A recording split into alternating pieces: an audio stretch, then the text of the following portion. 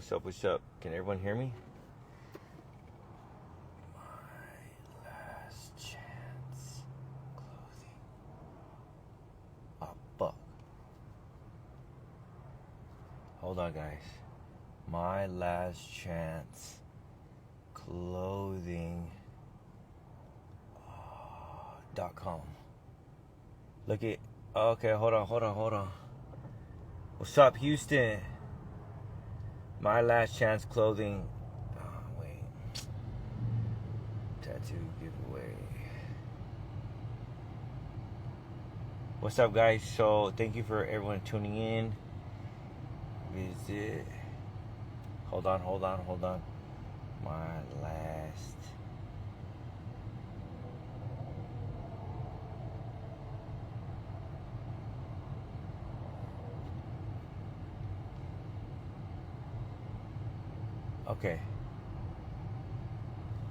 Okay, guys. So I just want to pop up on my live and just tell everyone, give everyone a heads up that if you are interested in winning a tattoo by me, whether it's a portrait, something small, something big, something, whatever you want to get, I am doing up to a full day session. So it could be potentially this part of your arm, or a portrait, or something smaller. If you do win and you don't want to get something crazy big, you can get something decent sized or smaller sized. So feel free to feel free to visit my website. I tell you my website right there, mylastchanceclothing.com. Anyone who places an order will automatically be entered into my tattoo giveaway. So and you also get a free entry, and I'll have the order number, so that's how I'll know that you entered. But you also get to support my brand, and you also get some dope clothing and high quality stuff. My clothing, what I sell on the website, you can't multitask. What I sell on the website is shirts, women's gym apparel, sweaters, hoodies, joggers, and hats. I don't know if I said hats already, but if you are interested and you are supportive of my brand and you are interested in winning a tattoo giveaway, you can order this hat. Anything on my website, one item equals one entry. So if you order twice, or order 3 items or 4 items in one order, I will make sure I write down your order number twice or 3 times. But if you order one item, then you enter once. So yeah, it's tagged right there, mylastchanceclothing.com. If you are interested and you do want to and you do want to enter to win, to get booked for a free tattoo, I will be announcing the winner next month on the 1st. So you do have some time to enter, but I would say hurry up. I'm not doing a certain amount of entries, but whoever enters, I will definitely appreciate it. So if only 3 people enter, then 3 people enter. But there's been more than 3 orders. So yeah, I appreciate your guys' love and support. This is one of the hats that you could buy. This is a navy blue with the embroidered 3D puff on like a tan, cream colored. I wear every day. This is what I wear. I wear my brand daily. So if you guys do visit the website, feel free just to order up, and be automatically entered into the free tattoo giveaway. Now let's do some questions. Anyone have any questions, comments? I wouldn't say concerns, because that does not concern you. Not a breath. Breath.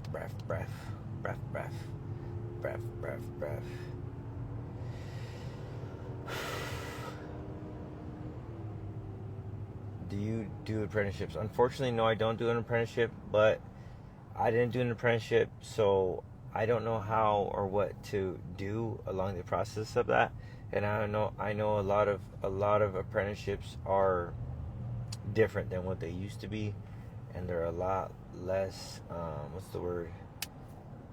strict, I would say. So I wouldn't even know what to do, to be honest. I wouldn't know at all. Are you still looking for an assistant? Unfortunately, no. I have 2 assistants. I have Tracy and I have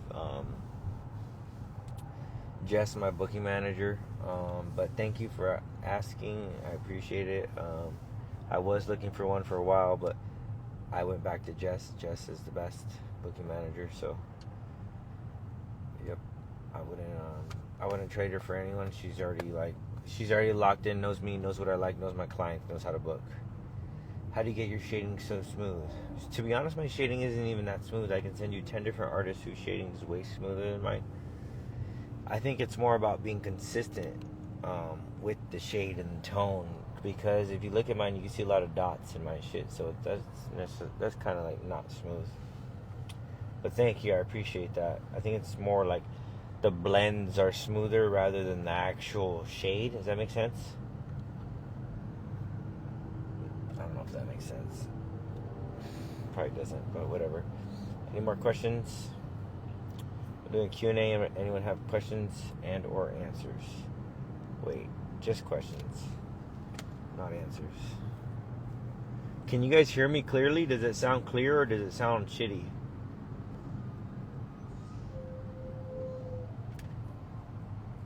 That's inspiring to know you didn't do it. I need answers. Miami. No, I'm not going to be going to Miami. Yes, sir. Clear as fuck. That's good to hear. Okay. So you guys can hear me clear. Okay. Sounds bomb. Anyone got any more questions? Any more questions about anything life, tattooing, sobriety, apparel, brand, business, ethics, math equations? Feel free to ask away. Come to the 805, bro. Where is 805 at? Where is the 805? What the hell? Big Saw, baby. I need to hit this 60. Pismo Beach. Is that by Santa Maria? Is that by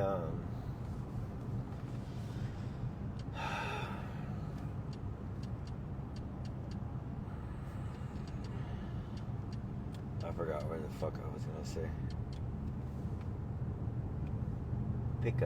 Pickups for what?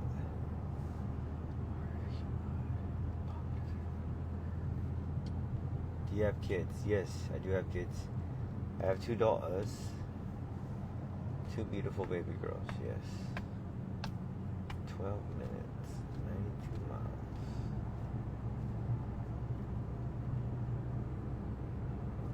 Any more questions, comments, concerns?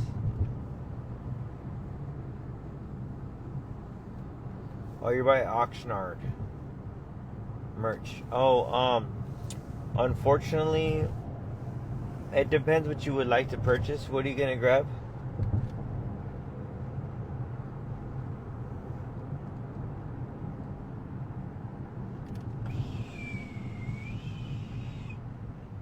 If you're gonna buy a hat or something, I will consider that, and you can meet me in the city of Cerritos, and you can purchase a hat from me in person there.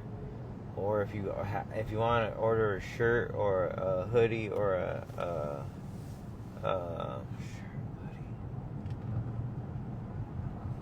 joggers, anything like that, you have to order from the website. Big Stop, baby. No, I haven't gotten into painting, but it sounds cool. I should,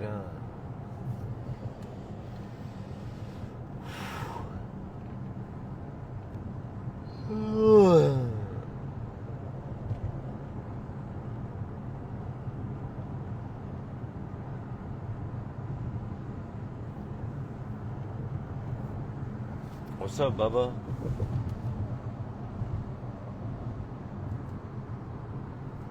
Any more questions about anything? Love the tattoo work you do. Thank you. Oh, someone asked me if I do cherubs. Yes, I love to do cherubs. That's like actually my fucking favorite thing to tat is statues. Make sweaters, bro. You ever meet Bookstar? No. So thank you for asking. That's a good question. So, my brand was started based on my sobriety. So I started my brand. It's called My Last Chance. I was trying to shorten the name to something shorter. It also is my initials. My full name is Mitchell Lou Celaya, MLC, and it also is My Last Chance, which is my clothing brand. I kind of did that on purpose, but yes, I tattoo in LA. I kind of did that on purpose, but my brand is based on my past. Like I was fucking up, my whole childhood, growing up, doing drugs, getting high, getting drunk. So it's pretty much a story. I'll tell you guys a story right now. The story goes like, I was in and out of jail from 14. I got out after a year, 9 months. I did the rest of my time on house arrest, ACP. Hold on. I asked you the calories question later, but I fucked up all my life, in and out of jail, and I was on drugs, drinking, just going hard. I was an overachiever.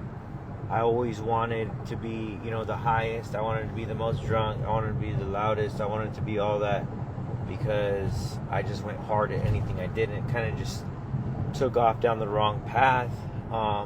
And I was heavy into drugs, heavy into pills, heavy into drinking, and just heavy into doing bad shit in my life. Like, a lot of you guys wouldn't even recognize me back then, or recognize my personality, or see where I came from, because there was a lot of dark times back then when I wasn't happy and I wasn't smiling. So from there, when I turned 18, I graduated from going to, I only went to juvenile hall once, but I did a year. I graduated from doing that to actually county jail. So I went to county jail when I turned 18 for sales of Xanax. I had a little bit of coke, but they didn't find it.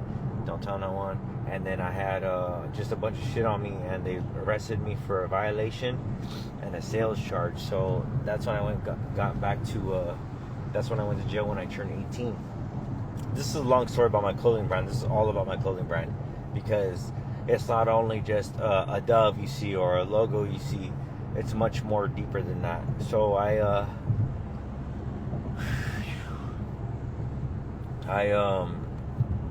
been in and out of jail.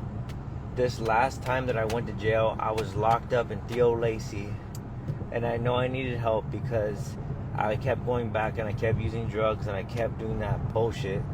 So I asked probation, I asked the courts, I was like, hey, there was a program called Drug Court. It's an 18-month program to where you do 18 months of hard, like, probation, drug testing, and you got to stay sober and stay on time and be very accountable for everything you do.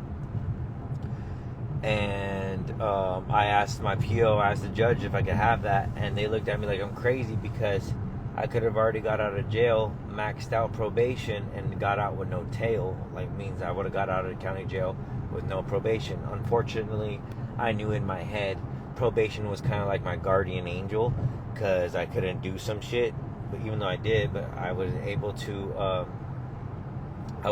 kind of stay out of trouble kind of on probation, because I was restricted. But the 18-month program, they were like, you need to extend your probation for 2 more years in order to enter the drug court program. So I was like, cool, I'll enter the program. I talked to my PO. She was like, yo, you're the only person that's extending their probation just to get help, this help. And I was like, okay, cool, sign me up, whatever. So I extended the program. I extended to 2 more years of probation, meaning 18 months of drug court.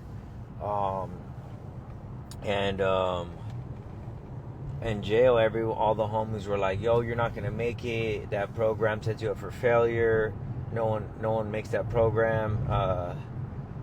All the homies were like, don't do it, fool, just get out with no tail, fucking extend your probation and shit like that. So I didn't listen. Obviously I already signed up for drug court, I wasn't workers, and all the homies were like, yo, you're gonna be in jail for another 8 months before rehab gets you, because that's what I was waiting for, was a rehab to get me. Let you guys know, I was doing drugs in jail because I brought drugs into jail with me. So I was already on I was already doing drugs. I was high in jail. This last time I was locked up, I was getting high. I was fucking doing Suboxone. I did a little bit of Carga, which is heroin. We were smoking. We were just doing a bunch of shit in jail. All that bad shit that is crazy to do on the streets. I was doing when I was locked up too. July 6th, I ran out of dope. I ran out of drugs. July 6th, I ran out of drugs. July 7th was my first day clean and sober. I was like, okay, cool. I'm about to get released. Hopefully sometime soon to this rehab. And everyone was like, yo, you're gonna have to be waiting. What the fuck? I don't like this shit. What? Everyone was like, you're gonna have to be waiting for a fucking rehab to come pick you up for 8 months. And I'm like, damn, like, whatever. Like, I was kind of bummed out. All the homies were like, yeah, if no one makes it, that program is a setup. You're gonna fucking fail. You're gonna be back in jail. You're gonna get in trouble. And in my head, I was like, nah, I'm good. Like, I got this. You know what I'm saying? Like, let me get out of jail and let me get this. Let me fucking, let me get out of jail. Let me change my life. So I fucking, I signed up, you know, and I was ready to wait. And I was bummed out. Everyone was like, oh, it's gonna take you 8 months to fucking get a bed. So I was like, damn, I gotta be in jail for another 8 months. But, I was laying on my bunk. I worked a graveyard shift in jail, which means we woke up at 12 a.m., fed all the inmates, and then we went back to our cells at like 9 a.m. after breakfast and cleanup and all that shit was done.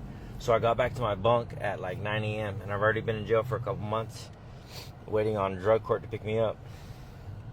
So I was laying on my bunk, Echo 12, F West Workers Unit. I think that was Workers Unit, Theo Lacey County Jail. I was laying on my bunk and I had my Bible and I was reading my Bible, right? Read a little page of my Bible. And I was sitting there like reading my Bible. And, you know, I've been through this before and I've prayed to God before for help. And I don't think I was ready to be saved and do all that. So I was sitting there reading my Bible on my bunk and it was 9 a.m. I didn't sleep all night, so I was tired, obviously. And all the homies in my head, I'm like, damn, I'm gonna be here for another half a year in jail waiting for a rehab. So I was laying on my bunk reading this Bible, right, that they give you in jail. I read it, you know, read a little page. It's like, all right, cool. And then I prayed to God. And I was like, let me try to remember my exact prayer. It's been a long time, almost 8 years. I was like, dear God, please help me. I promise that I won't do drugs or drink alcohol again as long as I'm alive. Give me my last chance. Because I prayed before and I told him this time. I was like, yo, give me my last chance, I promise. And I've like kept, you know, I kept like, you know, kind of begging, you know, almost like damn near like at my weakest point of my life, begging God for, you know, some sort of, like, yeah, okay, let's see, you know, because other times I would pray and it just, you know, I didn't keep a promise, or I didn't make a promise to God. This time I was like, yo, God, give me my last chance, like one more time, like let me go at it, like let me try life again, let me clear up my shit, let me do it. I fell asleep, right, on Echo 12 with the Bible right here on my chest. I knocked out, I'm sleeping, right? 20 minutes goes by. Like, you know, when you barely fall asleep and you wake up, you're still fucking, like, you know, you just fell asleep and it's only been like 20 minutes. I woke up to the deputy saying, Echo 12, roll it up. You should have been going home already. Like, I should have been rolled up already. Like they forgot to call me up. So I had a direct answer from God within 20 minutes of me praying and making that promise. Within 20, because I woke up and they're like, yo, Echo 12, roll it up, you're going home. So it was like it was a direct answer from God, which is like weird and crazy all at the same time. But ever since then, ever since that day that he answered me, I've kept that promise, and I'm gonna keep that promise until I'm dead. So there's something that in me that I don't go to church, I don't fucking pray every day. But I'll tell you one thing, I keep that motherfucking promise so locked in and no one distracts me. I won't fall back. There's nothing that can go against that, you know. And I do love people who go to church and they fucking preach Jesus and all this fucking this and that, and it's great, but I'm motherfucking locked in. I made a promise and I've kept that promise for the past fucking 8 years, and that's my last chance, and that's where the brand came from. And this dove is the Holy Spirit. I had a shortly after that, it's another crazy story that I'd probably tell on another live. I had a crazy story after where I had a fucking spiritual awakening. I'll tell you, fuck it. I had a dream that I'm in my fucking car driving and I fucking shoot myself in the head. And I looked up online what the fuck that meant. And this was like a year into sobriety, but I guess that it meant that I was killing my old self. I guess that's what that meant, the shooting myself in the head. I had a dream that I smoked myself, and it turns out that when I looked that up, it's like you're killing your old self. So that was like really like spiritual to me, and I keep the dove on me because it's like the promise that I always wear it. It's like the promise that I made, and I rock it with pride, and I wear it, and it's amazing. The promise that I made with God 8 years ago is priceless, and it's something. There's a lot of things that people can take from you, and there's a lot of things that people will take from you, and that people are scared of being taken from, or like stuff, you know, like valuables or anything like that. But there's one thing that no one can take from people and myself or anyone, and that's great choices and motherfucking sobriety. If you make great choices, no one can take that from you. There's things that people can't take. There's things that are priceless on this motherfucking earth. Priceless. And when I mean priceless, it means that no one can even come close. I don't care what you got and what you don't got. There's things in life that are much more important than materialistic or like any sort of, you know, anything like that. Those things are things that people can't take from you. And sobriety and great choices is for sure some great fucking attributes to have that people can't take from you. And people ask me all the time, how did I get sober? Well, there's my motherfucking story, and that's how I got sober. And it's been almost 8 years. July 7th this year will be 8 years. No drugs, no alcohol. I don't fucking care that you want to go out. I don't fucking want to hang out with you. I don't want to fucking kick it. You're not going to influence me to drink that tequila. You're not going to influence me to do that bump. You're not going to influence me to smoke no weed. You're not going to influence nothing. I don't fucking live like that no more. Ain't no one gonna fucking change my mentality. Ain't no one gonna change the mindset. Ain't no one gonna change this motherfucking drive. It's 100% a promise that I made to God, and it's locked in forever. So, with that being said, if you are struggling or in like the process of trying to get sober, just don't try no more. Just fucking do it. There's a difference between trying and there's a difference between doing. You can't just try to get sober. Either you're over your shit and you went too hard, you need to fucking get sober. If you try, it sounds like you're fucking failing already. And that shit's crazy. So with all that being said, this is my last chance, and I live like it, for sure. I live like it's my last chance, for sure. 100% without a doubt. Fucking full-fledged fucking sobriety and motherfucking successful, baby. Ain't no one can take that. Ain't no one can knock that off. You know what I'm saying? If you choose today to be sober for the rest of your life, if you choose today to make a change within your life, no one can take that from you. I'm sorry. Well, now, with my mentality, I'm saying that because it's so drilled into my head that no one can influence me to change my ways, to change my direction of life. The only way that I see someone, or not someone for me, but like other people, in which I would understand, is if you're just starting in your sobriety and you fucking go fucking why are you out of breath? If you're just starting your sobriety and you go out and you go party with your homies and you go fucking kick it with your homies and they're all fucking drinking, then you're setting yourself up for failure. You can't do that in sobriety in the beginning. Unless you know for a fact you know what the fuck you want. In the beginning of my sobriety, I knew what the fuck I wanted because I made that sick-ass promise to God that I wasn't going to go back. So I would go to bars purposely so I can get comfortable. I'd be at the bar playing pool. I'd be outside doing whatever, kicking it, having a good time, showing people that you can have fun through sobriety. I'd be outside with it. even to this day, I mean, last year, the past couple of years, I'm sure you guys seen it, that I was outside. I've been outside. I've been outside before. The point is, if you're trying to stay sober and you know you can't resist a friend's offering you a shot of fucking glass of Sul or whatever the fuck it is, 1942, and you think like, oh yeah, party. I don't fucking play games with that shit. So I knew that I could be around it. So I am comfortable with myself and being around someone who is partying and offering me shots. I'm like, nah, I'm good, I'm sober. Like, I take the sobriety shit to a whole nother level. Like, I have sobriety tattooed on my knuckles. If you're curious on what my knuckles say, that shit says sobriety on it. That's how fucking sick ass fool I am. It's that fucking deep. It's like no going back. This isn't no fucking half step.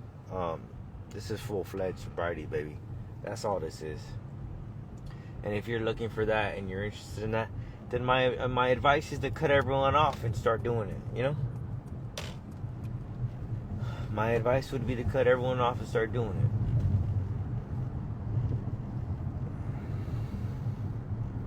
You should open an MLC so really we know. How can I help? Cancel.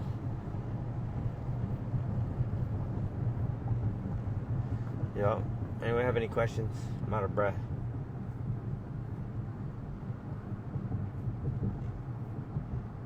That's right. 10 years clean. Congrats, my boy. That's great. But are you clean and sober? No drugs or alcohol.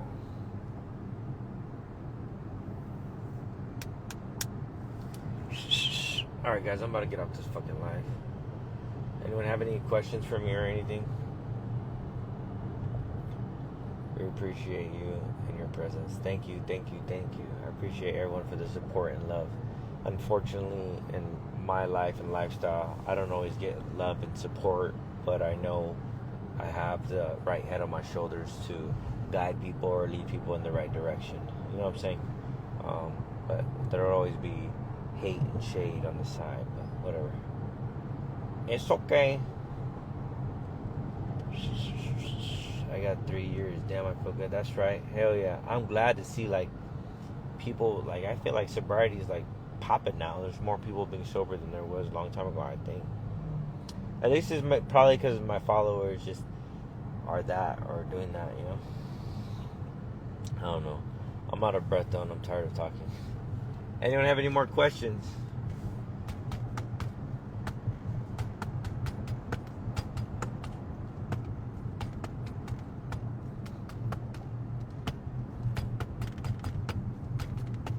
Thank you, guys. Thank you. Everyone have a good day. I'm probably going to post this on my page.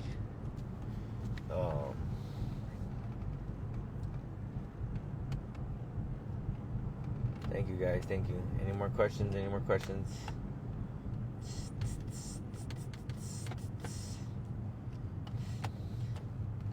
get that protein. Got it, my boy.